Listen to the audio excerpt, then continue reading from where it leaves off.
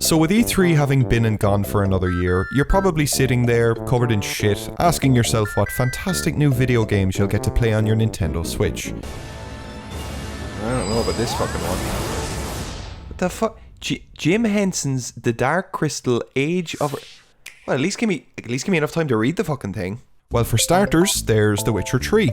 Yep, CD Projekt Red's masterful open-world RPG is making its way to Nintendo's hybrid. Great news, let me bust out my fucking magnifying glass for that UI. Is that a sword? What stats am I looking at here? I can't make any of this out, like. Capcom, in their infinite wisdom, have decided to bring 2 more Resident Evil titles to the Switch.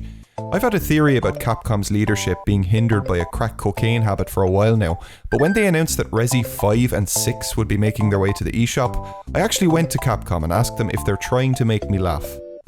Nintendo themselves had some treats for us over E3. The next Luigi's Mansion 3 TripAdvisor, seems to be set in some kind of hotel. If you've got any friends, they can grab a Joy-Con and play as Come Luigi, and the main Luigi gets to eat him, which is good stuff. Full disclosure though, I'm actually excited for most of what was shown at E3, despite my shit talking. What I'm not excited for, however, is the announcement that The Elder Scrolls Blades and Asphalt 9 are coming to the Switch.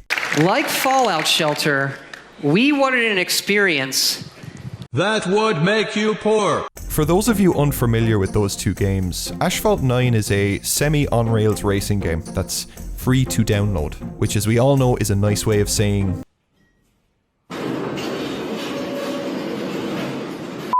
That's not actually the right clip, guys, but what I'm saying is that the game goes out of its way to pressure you into paying real money to get past timers and to gamble for new cars. You can buy the cars outright, but you'd have to be suffering from a significant sickness of the forehead to even think about dropping the Benjamins required for these sick whips. The Elder Scrolls Blades, on the other hand, is probably the most definitive statement we've seen from Bethesda that says, Stop! Critical alert from Microsoft.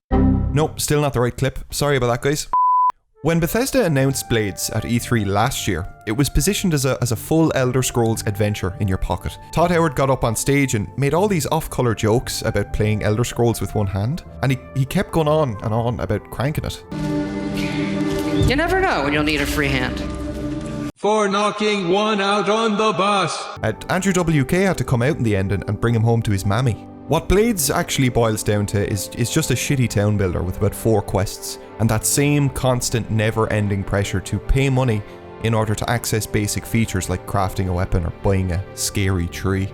How do I know this? Well, I'm one of those idiots who got suckered in. I was stupid enough to actually commit significant time into these games.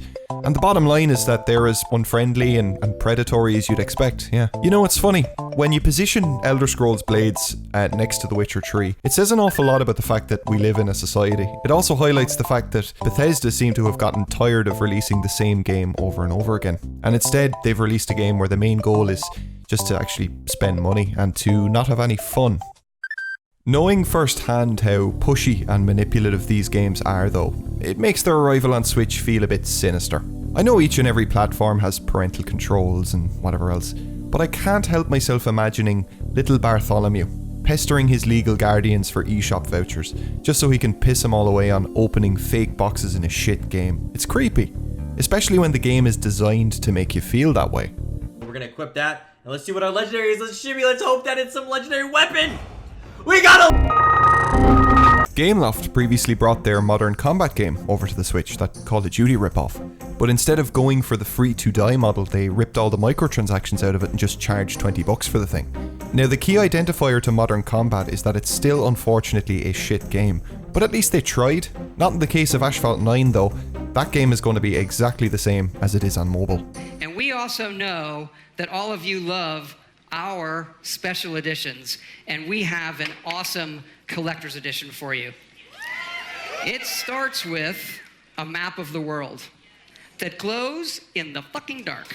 Ooh, look at the big man swearing on stage. You kiss your Vault Boy with that mouth, Todd. The worst part of all of this is that these games are probably going to do exceptionally well on the Switch, and I don't think any of us are going to benefit from the lines between console and mobile being blurred like this. As next-gen consoles come along and publishers start looking at ways to make the Switch fit into their portfolios, I hope to God we don't see them just chucking their latest and fakest mobile game onto it and calling it a day. Fuck that. How do you feel about this? Let me know below. What I want to see happen personally is a port of Kingsley's Adventure from the PlayStation. It's a great little game. When the when the fox dude talks to the guy, he goes, and then when the other lad talks, he goes,